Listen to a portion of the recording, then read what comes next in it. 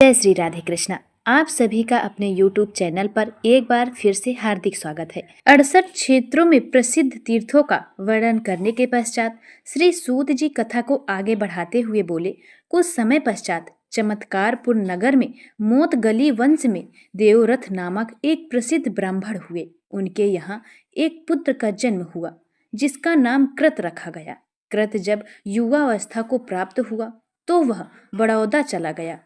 उसे अपने पुरुषार्थ का सदैव बड़ा गर्व था। एक समय वह वन में भ्रमण करता हुआ श्रावण शुक्ल पक्ष की पंचमी के दिन नाग तीर्थ पहुंचा। वहां उसने नागराज के अत्यंत तेजस्वी पुत्र रुद्रमाल को देखा, जो अपनी माता के साथ वहां आया हुआ था।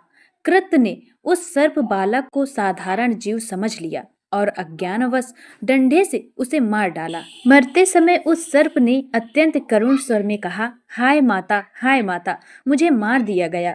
जब नाग माता जलाशय से बाहर आई और तट पर अपने पुत्र को मृत अवस्था में देखा तो शोक से वह व्याकुल होकर वहीं पर मूर्छित हो गई। चेतना में आने पर उसने अत्यंत विलाप किया। इसके पश्चात वह अपने मरे हुए पुत्र को लेकर नागराज के पास पहुंची। पुत्र की ऐसी दशा देखकर नागराज भी शोक से व्यथिर हो उठे। उनके दुख को देखकर समस्त नाग वहां एकत्र हो गए। सभी ने प्राचीन कथाओं और दृष्टांतों द्वारा नागराज को समझाकर शांत किया। इसके पश्चात पुत्र का दाह संस्कार किया गया। किंतु जलदान के समय नागराज ने समस्त नागों और सर्पों से कहा कि जब तक मेरे पुत्र के हत्यारे उस दुष्ट पुरुष को उसके स्त्री पुत्र और कुटुंब सहित शीघ्र नष्ट कर दो तथा पूरे चमत्कारपुर को भस्म कर दो। नागराज की आज्ञा पाकर सर्पों ने पहले सोते समय देवरथ के पुत्र कृत को डसा, फिर उसके पूरे परिवार को नष्ट कर दिया। इसके बाद उन्होंने अन्य बालक, वृद्ध और युवाओं को भी डस लिया। चमत्कारपुर में सर्वत्र हाहाकार मच गया। सर्पदंश से ब्राह्मणों के घर घर कोलाहल फैल गया। अनेक लोग अपने घर बार छोड़कर दूर दराज के जंगलों में पलायन करने लगे। इस प्रकार चमत्कारपुर सर्पों द्वारा मनुष्यों से रहित कर दिया गया। उसी नगर में त्रिजात नामक एक महान तपस्वी ब्राह्मण रहते थे, जो भगवान शिव से वरदान प्राप्त कर कठोर तपस्या में लीन थे। अपने जन्मभूमि के लोगों को इस प्रकार पीड़ित देखकर उनका हृदय भी व्यथिर हो उठा। उन्होंने सबको आश्वासन देते हुए कहा, हे ब्राह्मणों, आज मैं भगवान शिव से ऐसी प्रार्थना करूंगा जिससे इन दुष्टचित्त नागों का विनाश हो जाए। ऐसा कहकर त्रिजात ने देवाधिदेव महादेव से प्रार्थना किया।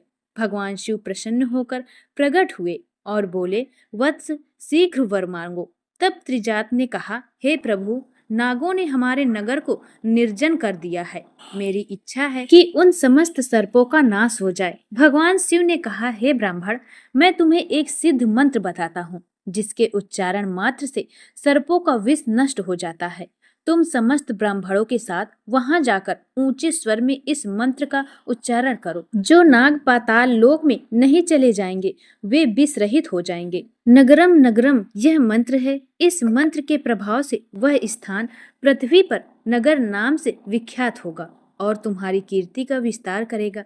जो कोई शुद्ध वंश में उत्पन्न ब्राह्मण इस मंत्र से 3 बार जल को अभिमंत्रित कर काल सर्प से पीड़ित मनुष्य के मुख में डालेगा, वह जीवंत हो उठेगा। जो मनुष्य सोते समय इस 3 अक्षर वाले मंत्र का स्मरण करेगा वह सर्प विष से मुक्त रहेगा। सर्प दंश से उत्पन्न अन्य रोग भी इस मंत्र के प्रभाव से नष्ट हो जाएंगे। ऐसा कहकर भगवान शिव अंतर्ध्यान हो गए। इसके पश्चात त्रिजात बचे हुए ब्राह्मणों के साथ चमत्कारपुर पहुंचे। सभी ने नगरम नगरम मंत्र का उच्चारण करते हुए नगर में प्रवेश किया। शिव के सिद्ध मंत्र के प्रभाव से समस्त सर्प विषहीन होकर भाग गए। इस प्रकार ब्राह्मण सर्प पीड़ा से मुक्त हुए। त्रिजात के नेतृत्व में नगर की समस्त आवश्यकताएं क्रियाएं संपन्न की गईं। भगवान शिव की कृपा से कालांतर में वह नगर पुनः बस गया और नगर नाम से प्रसिद्ध हुआ। श्री सूत जी आगे कहते हैं कि इस प्रकार उस स्थान का उद्धार कर त्रिजात ने भगवान शिव के लिए एक भव्य मंदिर बनवाया और उसमें त्रिजातेश्वर नाम से शिवलिंग की स्थापना की। वे दिन रात श्रद्धा पूर्वक भगवान शिव की आराधना करते रहे और अंत में शरीर सहित शिवलोक को प्राप्त हुए। इसके बाद विभिन्न गोत्रों के ब्राह्मण पुनः उस नगर में आकर बसने लगे। कुल मिलाकर लगभग 1500 ब्राह्मण वहां एकत्र हुए और समान अधिकार से जीवन यापन करने लगे। कालांतर में उनके वंश का पुनः विस्तार हुआ और वह नगर पुनः जन समृद्ध हो गया। जो मनुष्य श्रद्धा और भक्ति भाव से इस चरित्र का पाठ करता है, उसकी संतान कभी नष्ट नहीं होती। आगे की कथा में बताया गया है कि पूर्व काल में दक्षक नाग सौराष्ट्र देश के राजा प्रभंजन के यहाँ पुत्री के रूप में उत्पन्न हुआ। उस कन्या का नाम समंकरी रखा गया। आगे चलकर उसका विवाह राजा रावत से हुआ।